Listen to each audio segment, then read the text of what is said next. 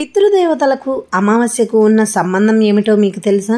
ప్రతి మాసంలోనూ వచ్చే అమావాస్య, మాలాయ అమావాస్య పితృదేవతలకు ఎంతో ఇష్టమని పెద్దలు అంటుంటారు. అందుకే ఆ రోజు శ్రాద్ధ కర్మాదుల్ని చేస్తే మంచి ఫలితం ఉంటుందని చెబుతుంటారు. అసలు పితృదేవతలకు అమావాస్యకు ఉన్న సంబంధం ఏమిటి, అసలు అమావాస్య ఎలా ఉద్భవించింది అనే విషయాన్ని తెలుసుకుందాం. పితృదేవతల్ని శ్రాద్ధ కర్మాదులలో అర్చించాలని చెప్పే సందర్భాలు పురాణాల్లో చాలా ఉన్నాయి. అసలు పితృదేవతలు ఎవరు, మరి పితృదేవతలకు ఈ అమావాస్యకు ఉన్న సంబంధం ఏమిటి, పితృదేవ గణాలు ఎన్ని, అవి ఎలా ఉంటాయి, అసలు అమావాస్య ఎలా ఉద్భవించింది, ఈ విషయాల్ని చెప్పే కథాంశం మత్స్యపురాణంలో 14వ అధ్యాయంలో కనిపిస్తుంది. పితృదేవతలు 7 గణాలుగా ఉంటారు. వీరిలో 3 గణాల వారికి ఆకారం ఉండదు. వైరాజులు, అగ్నిశ్వార్తులు, బర్హిషదులు అనే వారికి ఆకారం ఉండకపోవడం విశేషం. హవిష్మంతులు, సుఖాలీనులు, సోమపులు, అజ్యవులు అనే 4 గుణాలకు ఆకారం ఉంటుంది. ఈ 7 గుణాల వారు ప్రాణులందరిలో అమితమైన సామర్థ్యాన్ని, చైతన్యాన్ని కలిగిస్తుంటారు. అందుకే పితృదేవతలకు కావాల్సిన శ్రాద్ధ విధుల్ని నిర్వహించాలని అంటుంటారు. మూర్తి, ఆకారం లేని పితరులు వైరాజుడు అనే ప్రజాధిపతి కుమారులు. వీరిని వైరాజులు అని అంటారు. ఈ పితృదేవతలు ద్యులోకంలో ఉంటారట. పితృదేవతలుగా ఎలా మారారంటే, పితృగణాల వారు శాశ్వతాలైన లోకాల్ని పొందగోరి ఓసారి యోగ సాధనకు ఉపక్రమించారు. ఏకాగ్రత లోపించడంలో యోగ భ్రష్టులయ్యారు. భ్రష్టులైన కారణంగా వారందరూ పితృదేవతలుగా మారారు.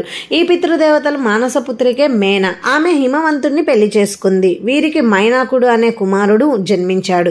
మైనాకుడికి క్రౌంచుడు జన్మించాడు.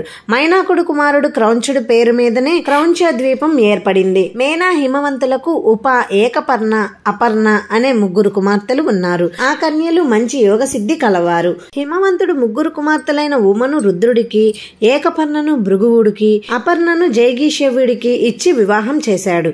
అలా వైరాజు పితృదేవతల సంతతి చెందింది. సోమపదాలు లోకాల్లో మరీచి అనే ప్రజాపతికి జన్మించిన పితృదేవతా గణాలు నివసిస్తుంటాయి. వీరిని దేవతలు ఆరాధించడం విశేషం. పితృదేవతలకు మానస పుత్రిక. ఈ పితృదేవతలకు ఒక మానస పుత్రిక కూడా ఉంది. ఆమె పేరుతోనే అనంతర కాలంలో అమావాస్య తిథి వచ్చింది. ఆమె జీవన కథనంలోనే నేటి వారికి ఉపయుక్తమయ్యే ఓ సందేశం ఉంది. అగ్నిశ్వాత్తుల మానస పుత్రిక పేరు అచ్చోద. ఆమె నదీ రూపంగా ఉండేది. అచ్చోదను పితృదేవతలు ఓ సరస్సులో సృష్టించారు.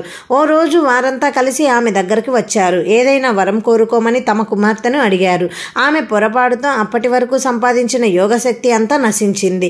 దీంతో ఆమె తన దివ్యత్వాన్ని కోల్పోయింది. పితృదేవతలు అచ్చోద తమకు ఎంతో అభిమాన పాత్రులైన మానసపుత్రికయే అయినా ధర్మాన్ని అనుసరించి శిక్ష విధించడంలో, అంటే ఆమెకు దివ్యత్వం నశించాలని శపించడంలో వెనకాడలేదు.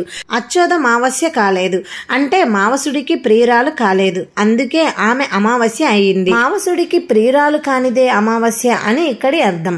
తదనంతర కాలంలో అచ్చోదకే అమావాస్య అనే పేరు ప్రాప్తించింది. ఆమె అంటే పితృదేవతలకు ఎంతో ప్రాణం. తమ మానసపుత్రిక మీద ఉన్న మమకారంతో అచ్చోద అమావాస్య తిథి అయిన రోజున తమకు ఎవరైనా అర్పించిన శ్రాద్ధానికి అనంత ఫలితాన్ని ఆనాటి నుంచి పితృదేవతలు ఇస్తున్నారు. తెలుసుకున్నారు కదండి. మీకు ఈ వీడియో నచ్చినట్లయితే ప్లీజ్ లైక్ చేయండి. ఇలాంటి మరెన్నో మంచి వీడియోస్ కోసం మన ఛానల్ని సబ్స్క్రైబ్ చేయండి. మరో మంచి వీడియోతో మళ్ళీ కలుద్దాం. Thank you for watching.